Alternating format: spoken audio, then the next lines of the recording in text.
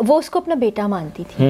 جیسے مصحف اور امیر بالاج کو اپنا وہ تو ان کی اولاد تھی, اسی طرح اس کو بھی اپنی ایک اولاد اپنا بیٹا سمجھتی تھی. اور ظاہر ہے ماں کے پاس جاتا تھا, بیٹھتا تھا, کھانے کھاتا تھا, ماں اس کو پیار کرتی تھی. آپ ایک لمحے کے لیے سوچیں کہ جب اس کے جنازے کو کندھا جس طرح سے وہ دے رہا تھا, آپ یقین جانے آنکھوں میں آنسو آ جاتے ہیں.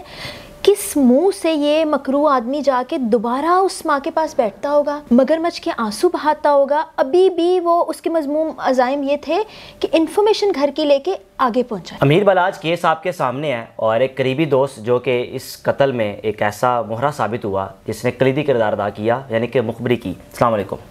وعلیکم السلام. فرح صاحبہ, ایک عرصہ دراز سے آپ میڈیا سے وابستہ ہیں, کرائم بیٹ بھی کرتی آئی ہیں, آپ ویسے بھی گینگسٹر سے ملنے کا آپ کی بڑی خواہش رہتی ہے. عزیر بلوچ سے آپ ملی ہوئی ہیں, کچے کے ڈاکوؤں میں جا کر اپنے پروگرامز کیے ہوئے ہیں. ایسی دشمنی کی واردات یا ایسا واقعہ اس سے پہلے کبھی پاکستان میں ہوا؟ دشمنی کی تو بہت سی وارداتیں ہوئیں, بہت سی کاروائیاں ہوئیں, ایسے قربت دوستوں کی, لیکن جس انداز سے ایک بیسٹ فرینڈ نے اپنے ہی جگری دوست کو, جس آپ دیکھیں نا وہ ہم نوالا ہم پیالہ جو کہتے ہیں, اٹھنا بیٹھنا ساتھ, اسی کو مروا دیا. یہ مجھے نہیں یاد پڑتا ایسا کبھی میری یادداشت میں ہو یا ایسا کوئی واقعہ میں نے دیکھا ہو. اور اس پر لوگ بہت سیکھ پا ہیں, اور یقین جانے دوستی سے اعتبار اٹھ گیا لوگوں کا. بالکل بالکل. کیونکہ حارث ہوتا یہ ہے کہ آپ جب فیملی میں ہوتے ہیں, بہت سی باتیں آپ فیملی سے نہیں کر رہے ہوتے, کوئی پریشانی ہوتی ہے, کوئی ایسی چیز ہوتی ہے جو گھر والوں کو پریشان نہ کر دے, دوستوں سے آپ سارے راز کہتے ہیں. بالکل. آپ کہاں جا رہے ہیں, کہاں آ رہے ہیں, اچھا برا کیا کریں, دوستوں کو بہت پتہ ہوتا ہے. آپ کے بھی دوست ہوں گے. بالکل صحیح بات ہے.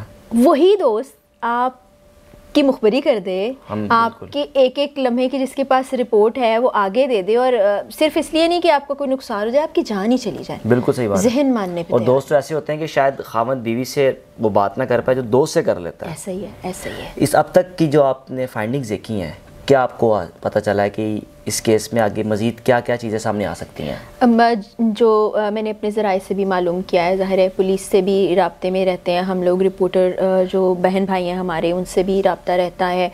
اس کے مطابق معلوم یہ ہوا ہے کہ احسن کو جب پکڑ کے لے گئے اور اپنے طریقہ کار استعمال کیے, حربے استعمال کیے, تو اس نے فر ہر چیز بتا دی. مطلب اس نے دیر نہیں لگائی, اس نے سب کچھ بتا دیا ہے, ایک ایک چھوٹی چھوٹی ڈیٹیل بھی ان کو پتہ چل گئی ہے.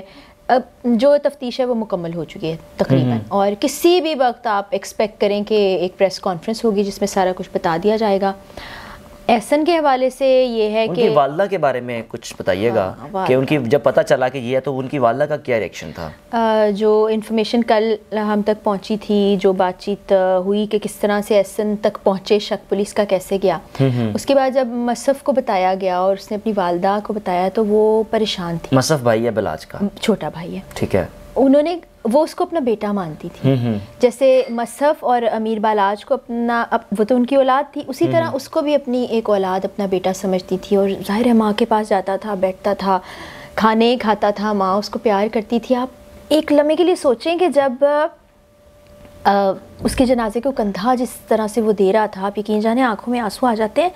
کس منہ سے یہ مکروہ آدمی جا کے دوبارہ اس ماں کے پاس بیٹھتا ہوگا, مگرمچھ کے آنسو بہاتا ہوگا. ابھی بھی وہ اس کے مضموم عزائم یہ تھے کہ انفارمیشن گھر کی لے کے آگے پہنچائیں. اچھا, پتہ چلا کہ ٹارگیٹ بالاج کے علاوہ بھی کچھ لوگ تھے, یہ بھی معلومات؟ بالکل ایسا ہی ہے. ان کا پورا پلان تھا کہ چھوٹا بھائی جو ہے میر مصحف, اس کو بھی مار دیا جائے, لیکن اللہ نے اس کی جان بچائی تھی. اس میں بیچ میں مسئلہ کیا, ساری پراپرٹی یا بزنس لوگ بہت سے یہ کہہ رہے تھے کہ فیملی بہت اچھی ہے اس کی, احسن کی, اور پیسے والا ہے اور سب کچھ, لیکن جو ہماری اطلاعات ہیں, جو ذرائع نے بتایا, جو ہمارے سینئر رپورٹرز ڈسکس کر رہے ہیں کہ کچھ عرصہ پہلے نا اس کی حرکتیں کچھ مشکوک سی تھیں, تو بھائیوں نے اس کو کاروبار سے الگ کر دیا, جس کے باعث پیسوں کی کمی رہتی تھی. اسی دوران اس نے ملاقاتیں کی تیفی بٹ سے, اور وہ ساری ملاقاتوں کے دوران طے پایا کہ یہ ریکی کرے گا, ساری انفارمیشن دے گا. 5 کروڑ روپے میں ڈیل ہوئی تھی, جس کا پہلا حصہ 50 لاکھ کی صورت میں اس کے پاس آیا. اور دیکھیں وہ اپنے دوست کی سپاری لے کر ان پیسوں سے چلا گیا اللہ کے گھر. میں کہتی ہوں کس منہ سے اس نے اللہ کے گھر جا کے خانہ کعبہ کو فیس کیا ہوگا, اور کس گندی نیت سے وہ یہاں سے گیا. کبھی کبھی نا الفاظ آپ کا ساتھ نہیں دے رہے ہوتے. یہ شادی والا معاملہ کیا ہے؟ نعیم حنیف صاحب آپ کے بھی بڑے قریبی ہیں اور انہوں نے بتایا کہ یہ شادی پہ جانا چاہتے نہیں تھے اور جن کی شادی تھی وہ تو زیادہ قریب ان کے تھے حسن صاحب کے. بہت سے لوگ یہ کہہ رہے تھے کہ بالاج کے بچپن کا دوست ہے اور قریبی شادی تھی، لیکن جو ہمارے سینئر رپورٹر ہیں بلکہ بیورو چیف ہیں سما کے، اور میں نے ان کے ساتھ کام بھی کیا ہے، انہوں نے یہ انکشاف کیا کہ ایسا نہیں تھا. یہ احسن سے زیادہ قریب تھے وہ لوگ. ہو سکتا ہے بچپن سے جانتے ہوں سب ایک دوسرے کو، لیکن احسن سے زیادہ قریب تھے. شادی کا کارڈ احسن لے کے آیا تھا اور اس نے، ایک اور سینئر رپورٹر نے یہ دعویٰ کیا کہ جب اس نے وہ کارڈ بالاج کو دیا تو کہا کہ یہ موت کا پروانہ ہے. اب دوست نے دوست کو کہا، بات ہنسی مذاق میں اڑ گئی، وہ اس کی گہرائی تک پہنچ ہی نہیں سکا. پھر شادی سے چند دن پہلے ایک دم فٹافٹ سے پلان بنتا ہے، سعودیہ چلا جاتا ہے احسن. وہاں سے مسلسل رابطے میں تھا، کال کرتا تھا نارمل، اس کے بعد پھر ویڈیو کال کرتا تھا ری چیک کرنے کے لیے کہ اگر اسے بتا رہا ہے بالاج کہ میں اس وقت ہوں جم میں ہوں تو کیا واقعی جم میں ہے، لوکیشن کوئی اور تو نہیں. اگر وہ کہہ رہا ہے میں کھانا کھا رہا ہوں تو یہ دیکھنا چاہتا تھا گاڑی میں تو نہیں بیٹھا. جس روز یہ قتل ہوا ہے آخری کال امیر بالاج کو اسی کی، احسن کی کال ہے. اور اس سے پہلے اس کا دل عجیب سا تھا امیر بالاج کا، سارے لوگ بتاتے ہیں. وہ کہہ رہا تھا مجھے شادی پہ نہیں جانا. اس نے کہا کہ نہیں جاؤ، انسسٹ کیا. اس نے پھر کہا میرا دل نہیں چاہ رہا. اس نے کہا اچھا چلو ٹھیک ہے تم مت جاؤ.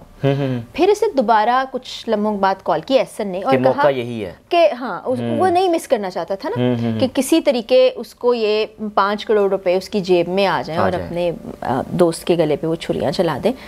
تو اسے دوبارہ کہا کہ دیکھو اتنے قریبی لوگ ہیں، اب میں بھی نہیں ہوں تو تم تو چلے جاؤ، تمہارا جانا بنتا ہے. اور دیکھو گارڈز اس طرح مت لے کے جانا، فیملی کا معاملہ ہے، اگر لے بھی جاؤ کم لے جانا، ان کو دور کھڑے کرنا، ساتھ مت لے جانا، سارا خاندان ہے.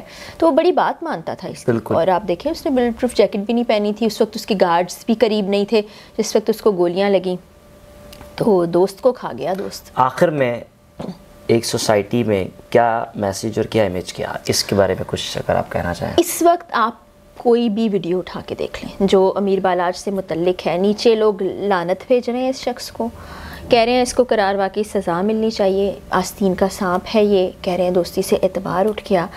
وہ کہہ رہے ہیں کہ دوست تمہاری تو دل میں جگہ تھی، تم نے تو میرا جنازہ ہی اٹھوا دیا. ایسی چیزیں کہ آپ پڑھ کے نا آپ کا دل دہل کے رہ جائے. میں خود بھی جب کامنٹس پڑھ رہی تھی کہہ رہے ہیں اللہ کی اس شخص پہ لعنت ہو، یہ شخص غارت ہو. اس وقت پوری جو ہمارے پاکستان کی سوسائٹی ہے، پاکستان میں رہنے والے لوگ ہیں، وہ بہت لعنت ملامت، بالکل ایسے ہی ایک نفرت کا جذبہ ان کے اندر اس کے لیے آ گیا. اور بالاج کی جواں سال موت پہ نا جو لوگ اس کو جانتے بھی نہیں تھے وہ اشک بار ہیں، وہ دکھ کا اظہار کریں گے. اتنا جوان بچہ اس دنیا سے چلا گیا اور اس کے 2 بچے بھی ہیں. اور جسوے بہا کے یہ کہہ رہا تھا احسن کہ اس کے چھوٹے چھوٹے بچے ہیں جن کو پتہ بھی نہیں ہے، 4 سال 5 سال کے بچے ہیں، وہ اس دنیا سے چلے گئے. تو اب آپ اس کی مکاری دیکھیں نا، اس کو کیا، مجھے تو سمجھ نہیں آ رہی کہ کیا نام دیا جائے. یہ تو میر صادق میر جعفر سے بھی بڑا دغاباز ثابت ہوا ہے، اور میں کہتی ہوں صدی کا بدترین دھوکہ ہے اس صدی کا، اور یہ یاد رکھا جائے گا. دوستوں سے خوف کھانے لگے ہیں لوگ. بالکل صحیح بات ہے. شکریہ.